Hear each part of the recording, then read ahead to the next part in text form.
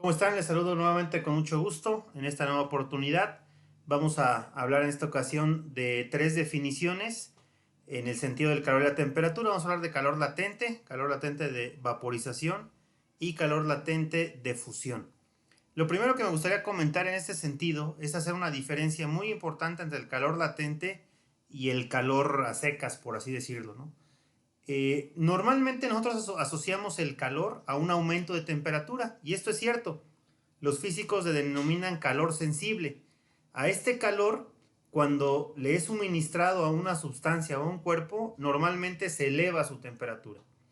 Pero el calor latente es muy importante en el estudio de la física porque lo que va a permitir es, en lugar de elevar la temperatura, lo que va a permitir o lo vamos a asociar es a un cambio de estado de la materia. ¿A qué me refiero? Cuando se funde o cuando se evapora.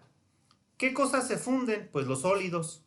Un metal, el hielo, por ejemplo, se funde y se obtienen líquidos. ¿Y qué cosas se evaporan? Pues precisamente los líquidos. Por ejemplo, el agua, cuando se suministra calor, se evapora. ¿Sale? Y la característica entre el calor sensible o el calor es que se va a elevar su temperatura. Y el calor latente va a propiciar en la sustancia un cambio en el estado de la misma, ¿sale? Y entonces tenemos calor latente de fusión y calor latente de vaporización. El primero es una cantidad de calor que se necesita, que se requiere para cambiar, por ejemplo, 1 gramo de sustancia sólida a 1 gramo de líquido. Y el secreto está en que no va a variar la temperatura. Sí, por increíble que parezca, cuando tenemos hielo y se va transformando en agua, le vamos suministrando calor, pero en este proceso de cambiar de sólido a líquido no elevamos su temperatura, lo que hay es un cambio de estado. Entonces, este calor latente de fusión va a ser igual a la cantidad de calor suministrada, Q, entre M.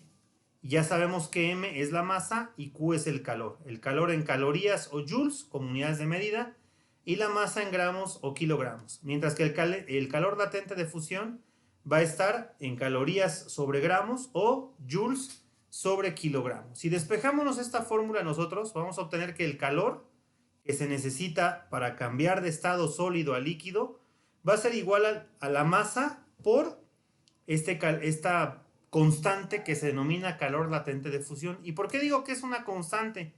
Porque va a depender de el material con el que estemos trabajando. En este caso hielo o agua, puede venir en algunos libros agua, en realidad el sólido es hielo.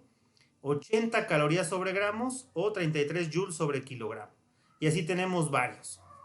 Una nota importante en el calor latente de fusión es que lo contrario a la fusión es la solidificación. Por ejemplo, cuando un líquido se enfría, se puede solidificar. Un metal, el agua o cera. Cuando una vela está prendida, normalmente la cera se va haciendo líquida, pero cuando se enfría se vuelve a solidificar.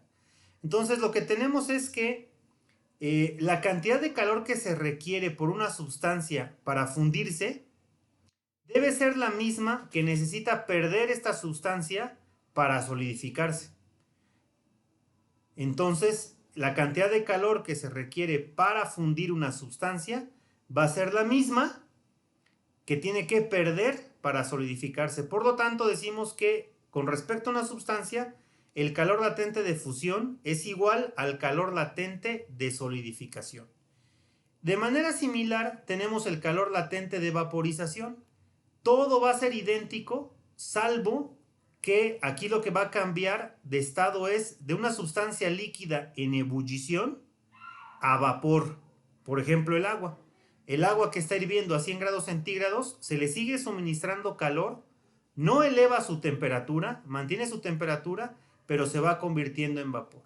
La ecuación es muy similar, calor entre masa, calor es igual a masa por calor latente de vaporización.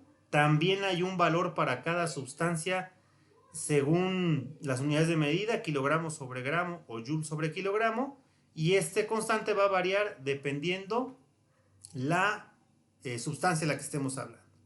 Hasta aquí estos tres conceptos. Vamos a ver algunos problemas para que quede un poquito más claro. Me dio gusto saludarlos. Hasta la próxima.